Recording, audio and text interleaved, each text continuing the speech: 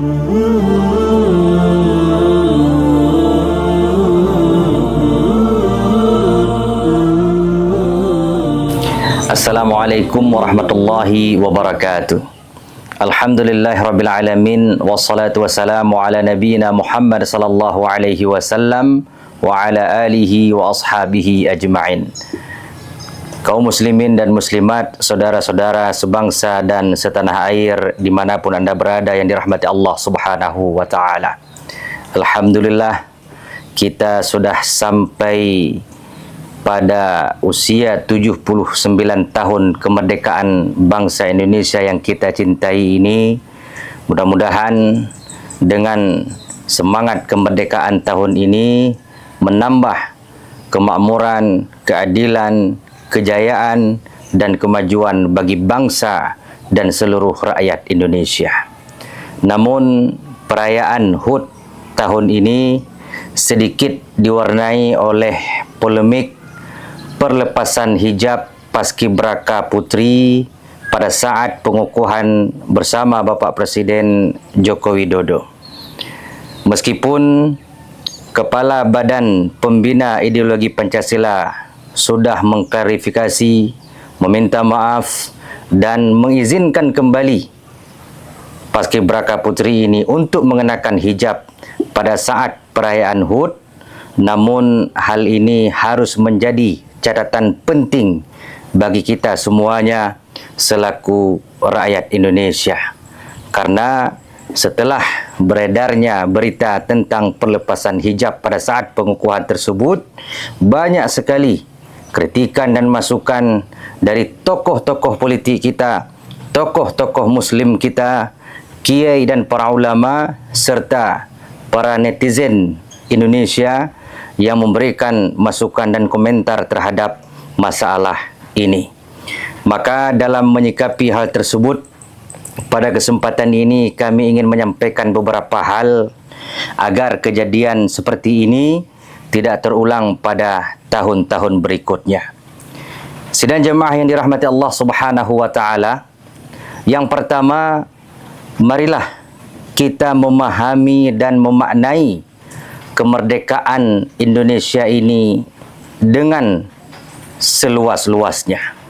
Merdeka dalam berekspresi, merdeka dalam berkreasi, merdeka dalam politik, merdeka dalam hukum, merdeka dalam berusaha, merdeka dalam beragama.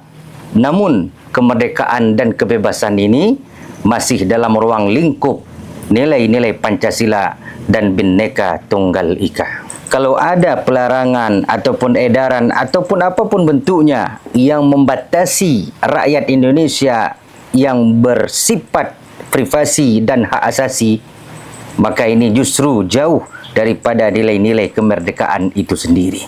Berikan kemerdekaan yang seluas-luasnya kepada seluruh rakyat Indonesia, kemerdekaan dalam segala bidang, namun tetap dalam bingkai nilai-nilai Pancasila dan Bhinneka Tunggal Ika. Kemudian yang kedua, saudara-saudara yang dirahmati Allah Subhanahu wa ta'ala, kita harus memahami betul kedudukan dan esensi jilbab ataupun hijab bagi seorang wanita muslim.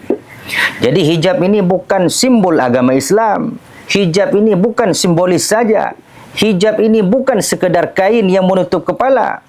Tetapi hijab ini ataupun jilbab ini merupakan kewajiban yang wajib dilaksanakan oleh seorang muslimah untuk menjaga dan menutup auratnya di hadapan kaum laki-laki.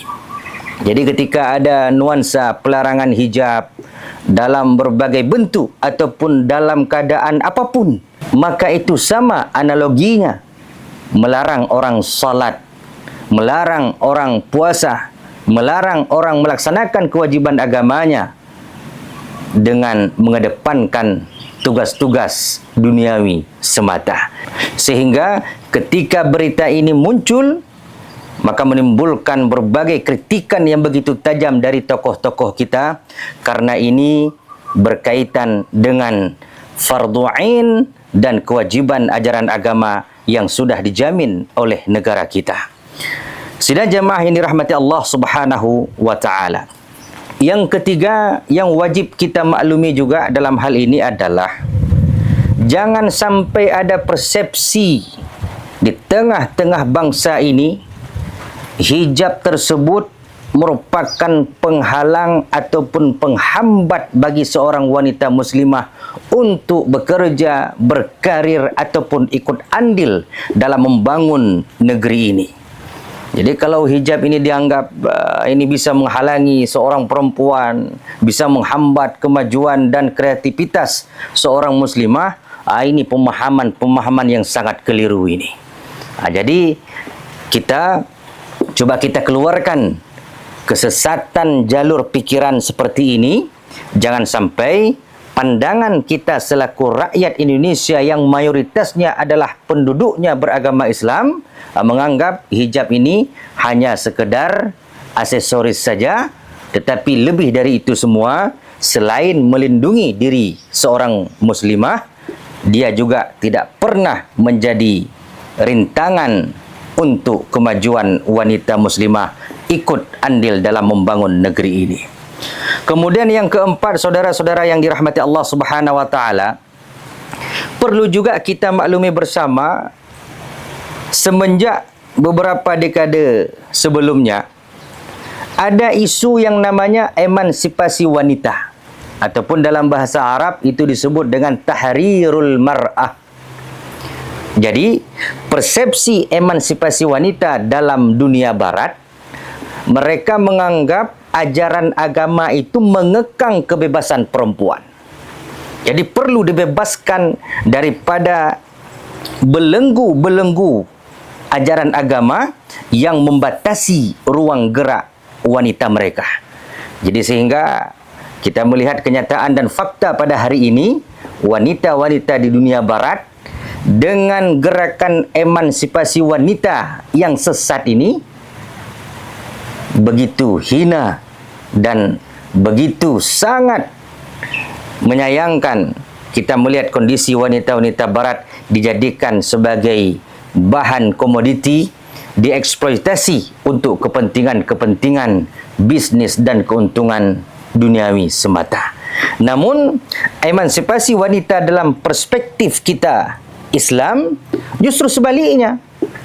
Kita ingin membebaskan wanita-wanita muslimah daripada kebodohannya, melepaskan wanita-wanita muslimah dari keterbelakangannya, daripada kekangan pemikiran-pemikiran yang begitu sempit.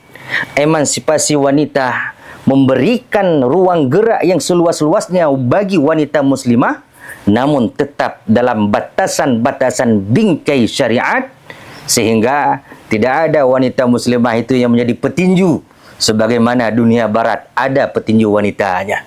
Jadi persamaan gender ini ada batasan dan garis-garis yang harus diperhatikan dalam perspektif emansipasi wanita dalam agama Islam. Maka sidang jamaah yang dirahmati Allah Subhanahu wa taala, dengan kejadian ini maka perlu kita mengambil ibrah, muhasabah dan introspeksi.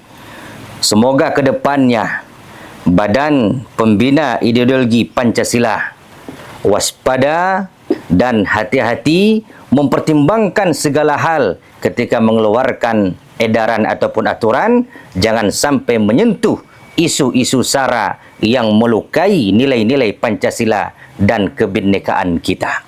Kemudian yang terakhir, khususnya bagi masyarakat Aceh, salah satu paskibraka yang melepaskan jilbab tersebut adalah utusan Aceh.